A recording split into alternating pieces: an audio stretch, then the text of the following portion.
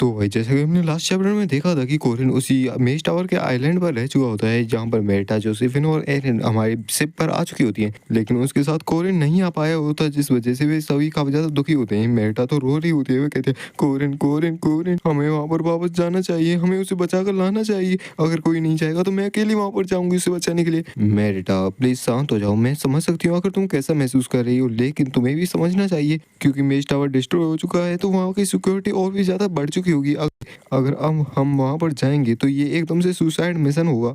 लेकिन बेटा सब कुछ ठीक रहेगा, तुम्हें कोरिन पर विश्वास रखना चाहिए और यह बात ध्यान में रखनी चाहिए कि कोरिन कभी नहीं मर सकता। चेयरमैन, क्या यहाँ पर कुछ ऐसा है जो हम उनके लिए कर सकते हैं? आखिरकार वे दोनों वहाँ पर अकेले ही तो हैं। नहीं मेरेटा, वहाँ पर 3 लोग हैं। क्या? ओ हाँ, हाउरन भी कहाँ है? तभी सीन सीधा मेज टावर पर शिफ्ट होता है जहाँ पर तबाही मच चुकी होती है। ड्यून जगाइस अपनी वुल्फ फॉर्म में आकर काफी जोर से दहाड़ मारने लगता है और कहता है क्या क्या सेंटेस यहाँ से एस्केप कर चुकी है? सर ऐसा लगता है कि वे सीवेज सिस्टम में जाकर मर चुके हैं। क्या तुम कह रहे हो कि सेंटेस मारी जा चुकी है? ऐसी बेकार की बातों को करना बंद करो।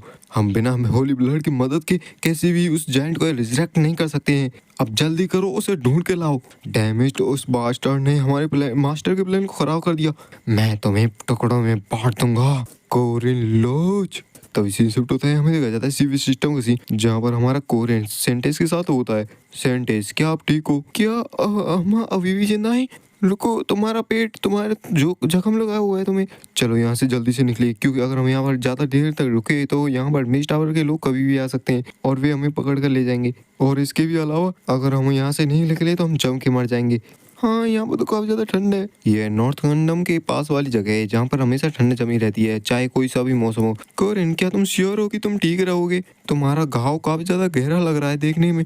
चिंता मत करो, मैं जल्दी ही ठीक हो जाऊंगा। वैसे तुम्हारा उस बात से क्या मतलब है? क्या हम यहाँ पर चुप कर नहीं रह सकते? हाँ, अगर तुम कॉन्फिडेंट हो तो तुम ऐसा करके देख सकती हो। लॉन्ग? आखिर कितना लंबा हमें यहाँ पर चुप के रहना पड़ सकता है? लगभग 20 दिन। क्या? चलो मैं तुम्हें समझाता हूँ। पूरा ही आइलैंड और यहाँ तक कि पोर्ट, सभी जगह पर सिक्योरिटी काफी ज्यादा बढ़ा दी जा चुकी है। अगर हम ट्रूप्स का इंतजार करें तो हमें 20 दिन का समय लगने वाला है और वैसे मैं यहाँ पर इतने लंबे समय तक रुकना नहीं चाहता। हम नॉर्थ की साइड उस सी को क्रॉस करते हुए जाएंगे, उस प्रायद्वीप डिंगलिंग में नॉर्थ किंगडम के। रुको, ये क्या? ये बेकार आइडिया नहीं है तुम्हारा? अरे छोड़ो भी, वैसे भी यहाँ पर हमेशा ठंड जमी रहती है, हम उससे आसानी से पार कर सकते हैं। वैसे भी सारे पोर्ट्स को मेज टावर वालों ने कब्जा कर रखा है और तुम्हारी डिवाइन पावर्स अभी तक नहीं जागी हैं, तो हमारे पास उनसे बचने का कोई और रास्ता नहीं है। वैसे भी हम उस मैजिकल प्रेजेंस से तो एस्केप कर चुके हैं, तो शायद मेरी पावर जल्दी से जल्दी आ जाए और शायद ऐसा भी हो जाए कि हम उनसे एस्केप कर जाएं, उनको लाइन के तोड़ते हुए। हाँ, ऐसा हो तो सकता है, लेकिन इसमें काफी लंबा टाइम लग जाएगा। रुको सेंटेस, एक बार दिमाग पर जोर डालो और फिर से सोचो। आखिर तुम्हारे साथ ऐसा क्या हुआ था कि जिससे तुम अपनी डिवाइन पावर्स को यूज नहीं कर पा रही? पहले सोचा जाए तो जब मैं पावर्स को यूज नहीं कर पाई थी वह टाइम। कोरियन मन में सोचता है, हाँ ऐसा ही हुआ था। असली गेम में भी किसी को नहीं पता चला था कि आखिर मेज टावर वालों ने क्या किया जिससे हमारी सेंटेस डिवाइन पावर का यूज नहीं कर पाई। तो ये सोचा जाना काफी ऑब्वियस है कि आखिरकार इस सब के पीछे कौन हो सकता है। रुको सेंटेस, क्या तुम किडनैप होने से पहले एलाइज के साथ बात करते समय क्या कुछ सस्पिशियस नोटिस किया था तुमने? तुम्हारा मतलब है मेरे ही आदमियों में कोई ट्रेटर छुपा हुआ था? हाँ सही कहा, शायद से ऑर्डर के लोगों में से किसी हायर कोई ट्रेटर हो सकता है। कोरियन लोज, मैं तुम्हें एक एडवाइस देना चाहती हूँ। अगर तुम अपनी जान की कीमत जानते हो तो अपने शब्दों को अच्छे से चुनना सीखो। अगर तुमने इन शब्दों को कहीं और कहा होता तो तुम्हें अब तक मार दिया जाता होता। सेंटेंस, क्या रियली? क्या तुमने कभी भी गॉड के एग्जिस्टेंस पर सवाल नहीं किया है? कोरियन ने इतनी बात कही होती है, सेंटेंस उसे खींच कर रफ्तार मार। आखिर तुम ऐसी बेकार की बातों को कर कैसे सकते हो? कोरियन में ज्यादा कुछ नहीं कहता, अपने स्पीयर को समन करता है और मन में सोचता है कि क्योंकि यही सही है। इस दुनिया में तुम जल्दी इन सभी चीजों को समझ जाओगी। तभी सीन शिफ्ट होता है, वे अपने सफर में निकल चुके होते हैं जब सेंटेंस को कुछ ऐसी चीज दिखती है जिससे वे काफी ज्यादा खुश हो जाती है। वे कहते हैं, ओह डियर मेरे छोटे फनी फ्रेंड, तुम तो एक बच्चे जैसे एक एंजल हो। आखिर तुम मेरे साथ मेरे गार्डन में क्यों नहीं रहना चाहते? आखिर तुम्हारा क्या ख्याल है? तभी एक स्पीयर आता है जो कि उसे छेद जाता है।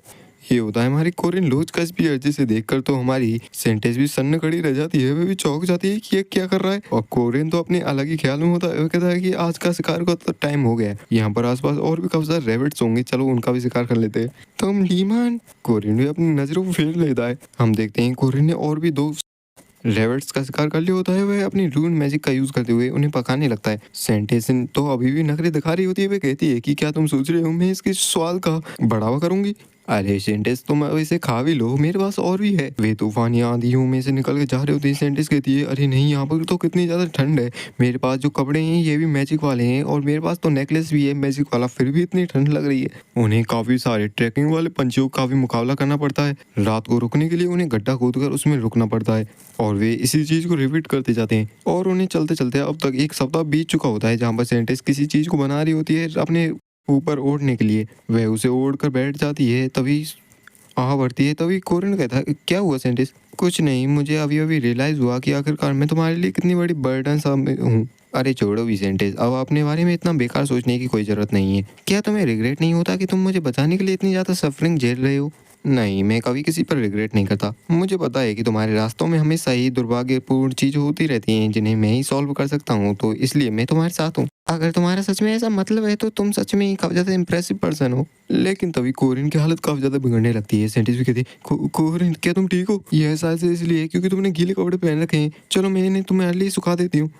वेट, ये क्या? तुम्हें तो अभी भी ब्लीडिंग हो रही है। क्या ऐसा हो सकता है कि ड्यून सकाइस ने जो अटैक किया था उसमें कोई खास मैजिक था जिस वजह से तुम्हारा जो वॉन्ड है वो अभी तक हील नहीं हो रहा? कोरिन भी मन में सोचता है, मैंने अपने इस घाव को जलाने की कोशिश की ताकि ब्लीडिंग ना हो, लेकिन मेरी जो सन की पावर्स हैं उसकी वजह से मैं जल ही नहीं सकता।